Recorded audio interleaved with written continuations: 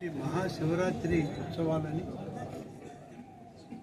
అత్యంత వైభవోపేతంగా జరపాలని గౌరవ ముఖ్యమంత్రి శ్రీ నారా చంద్రబాబు నాయుడు గారు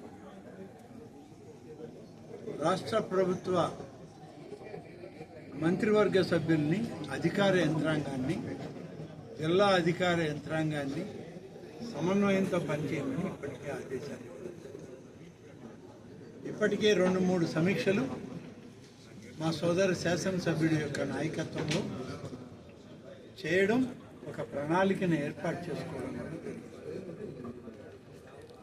ఈరోజు నాతోటి 4 మంత్రులు, రెవెన్యూ శాఖ మంత్రి, హోంశాఖ మంత్రి, R&D శాఖ మంత్రి, మా 4తో పాటు స్థానిక శాసనసభ్యులు, దేవాదాయ శాఖ అధికారులు, జిల్లా కలెక్టర్ నాయకత్వంలోని అధికార యంత్రాంగం అంతా కూడా. ముఖ్యంగా ఈ సమీక్షలో మేము చేసినటువంటి ఆలోచన, ముఖ్యమంత్రిగా చంద్రబాబు నాయుడు గారు ఇచ్చినటువంటి ఆదేశం, సనాతన ధర్మాలకి అనుగుణంగా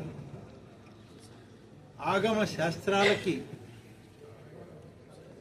పండితుల యొక్క ఆలోచనతో ఈ మహాశివరాత్రి ఉత్సవాలను జరపండి,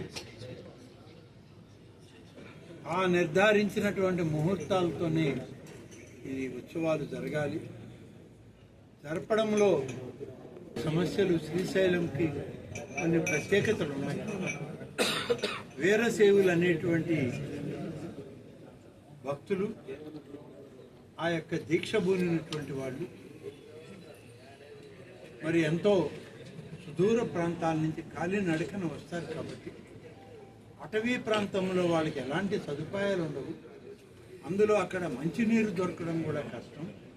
ఇటువంటివన్నిటినీ కూడా అటవీ శాఖ అధికారులతో, రెవెన్యూ అధికారులతో సమన్వయం చేసి ఆ చిన్న చిన్న చెంచుగూడాలు, చిన్న చిన్న గ్రామాలు ఏవైతే ఉన్నాయో ఆ ప్రాంతాలన్నింటిలో కూడా భక్తులకి త్రాగునీరు కానీ, ఆహారం కానీ దొరికే విధంగా ఏర్పాట్లు చూడాలి.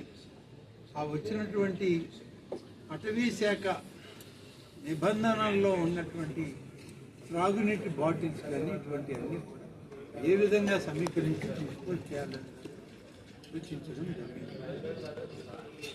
ముఖ్యం, సామాన్య భక్తులకి ఎక్కువ సమయం కేటాయించండి దర్శనాలకి అని చెప్పి సూచించాం.